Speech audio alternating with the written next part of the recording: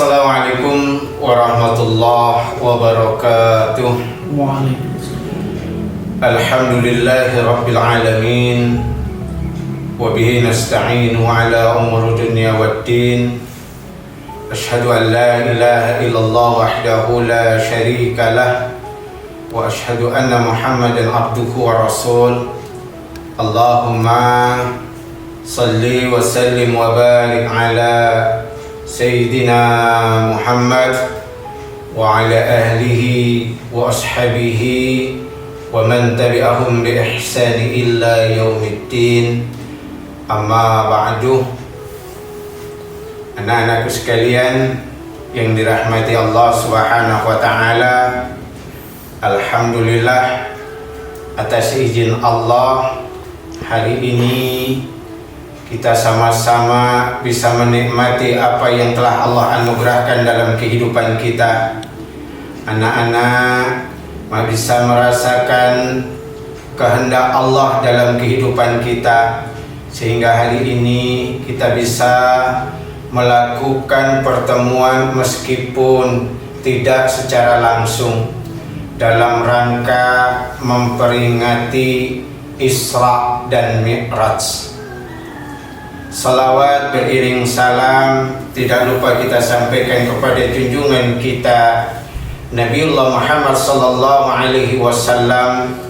Semoga kita semua adalah umat baginda Nabi yang tetap istiqamah menjalankan dan melakukan apa yang disyariatkan oleh baginda Nabi kepada kita, dan insya Allah kita semua adalah orang-orang yang diakui oleh Rasulullah sebagai umatnya yang akan mendapatkan syafaatnya di akhirat kelak nanti.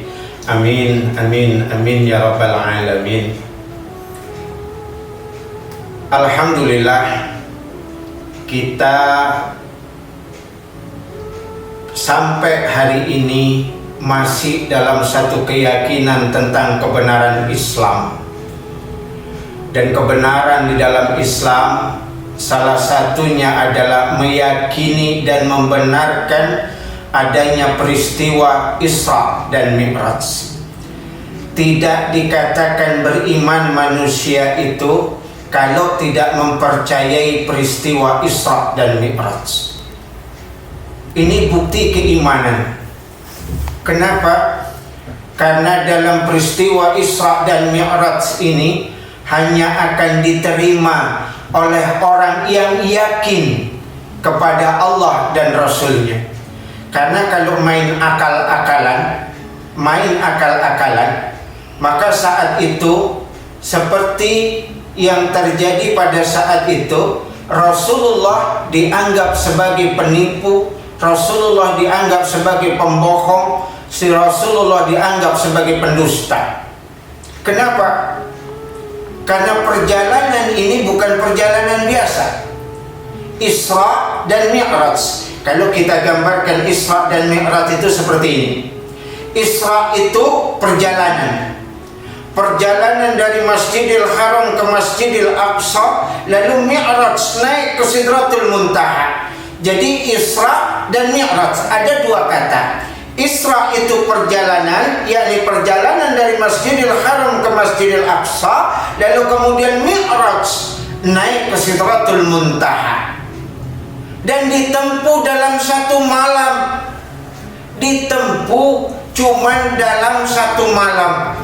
Maka wajar ketika kemudian baginda Nabi selesai Isra dan Mi'raj, baginda Nabi mengumpulkan umat pada waktu itu.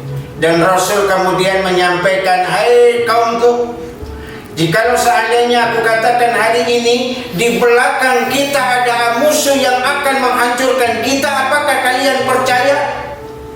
Apa jawaban orang Quraisy pada waktu itu? Kalau kamu yang menyampaikan Muhammad, kami percaya. Dan kalau saya katakan di depan kita ada musuh yang akan menghancurkan kita, apakah kalian percaya? Dan mereka kemudian jawaban yang sama disampaikan oleh orang-orang Quraisy pada saat itu. Kami percaya Muhammad bila engkau yang berbicara. Tapi ketika baginda Nabi kemudian menyampaikan, hai kaumku, tadi malam aku melakukan perjalanan dari Masjidil Haram ke Masjidil Aqsa, lalu kemudian naik ke Sidratul Muntaha. Apa yang terjadi ketika itu? Mereka sebagian berbisik, sebagian kemudian berteriak, dan kemudian terjadi perucapan-ucapan yang tidak menyenangkan. Salah satunya kemudian mereka menyampaikan bahwa Muhammad pembohong, Muhammad pendusta, Muhammad gila, dan lain sebagainya. Ucapan-ucapan ini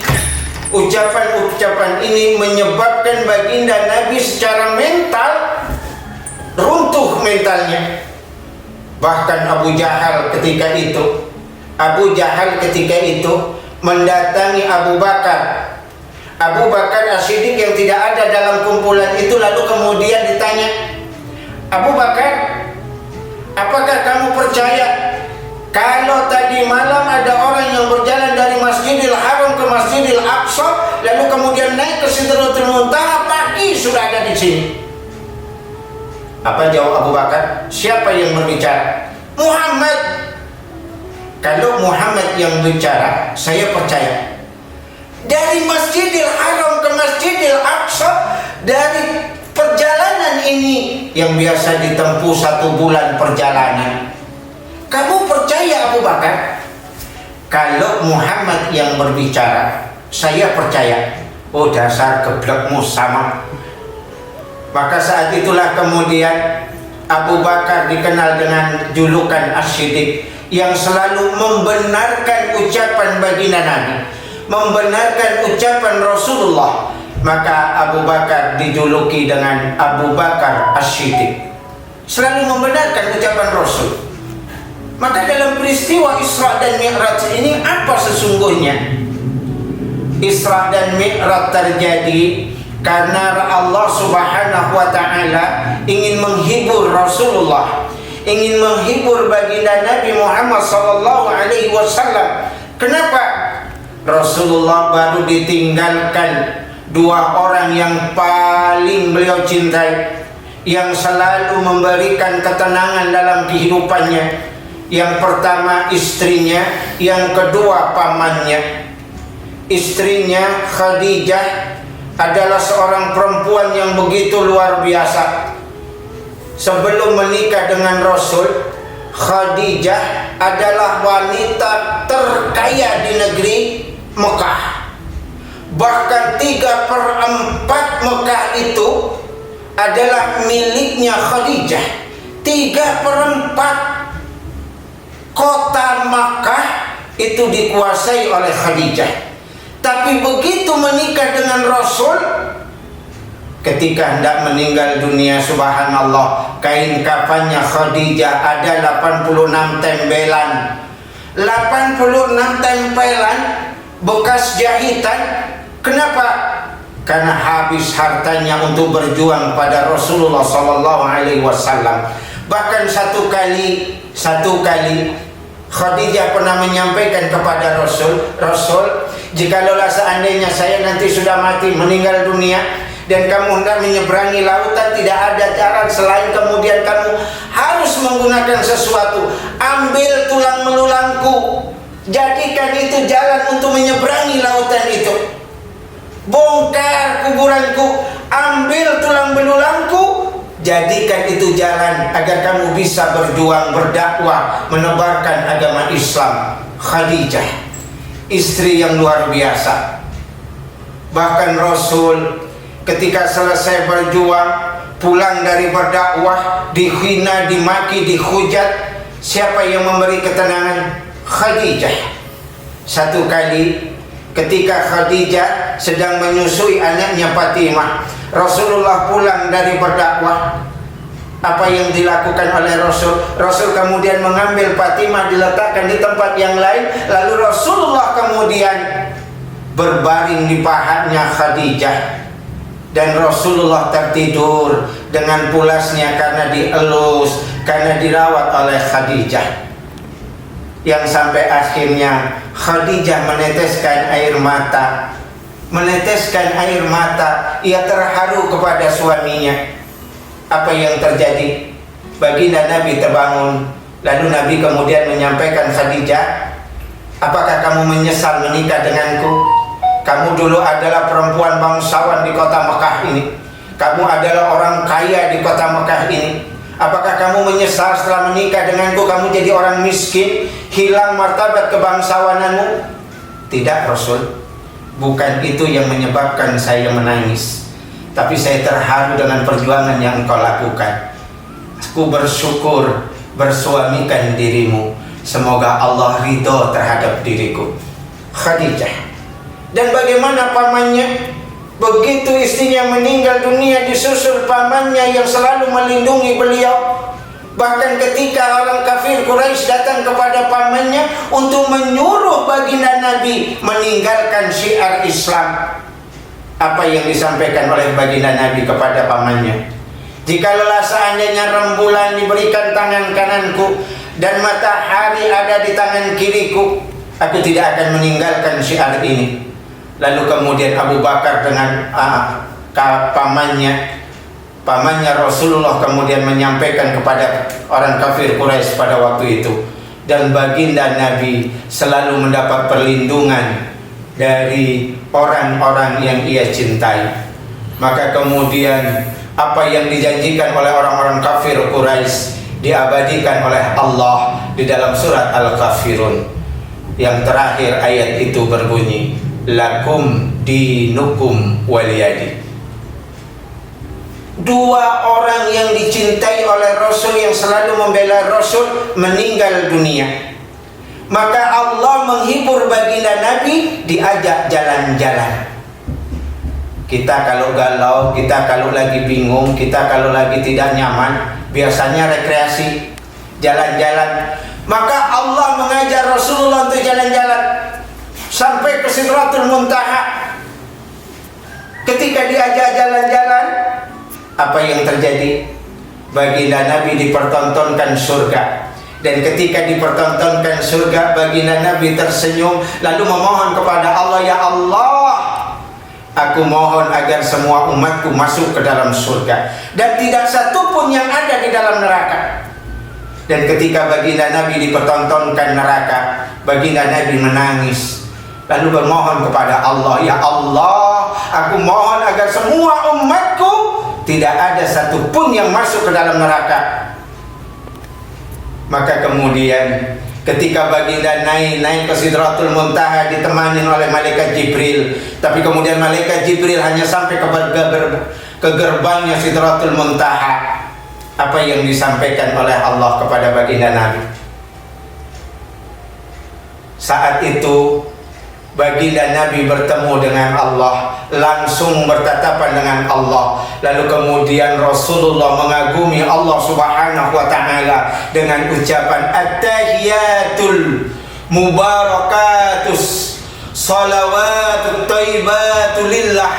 Subhanallah, ucapan baginda Nabi, penghormatan kepada Allah, keagungan kepada Allah.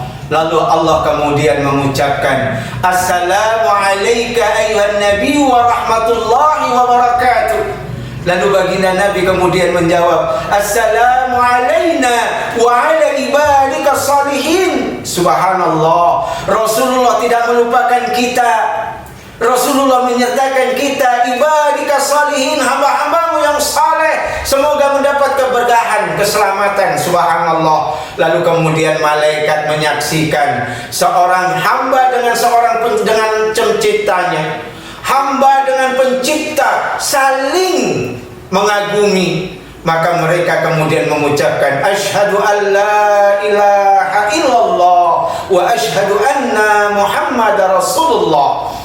Inilah kemudian ucapan yang diabadikan dalam sholat. Maka kemudian perjalanan Isra dan Mi'raj itu membawa oleh-oleh yang luar biasa.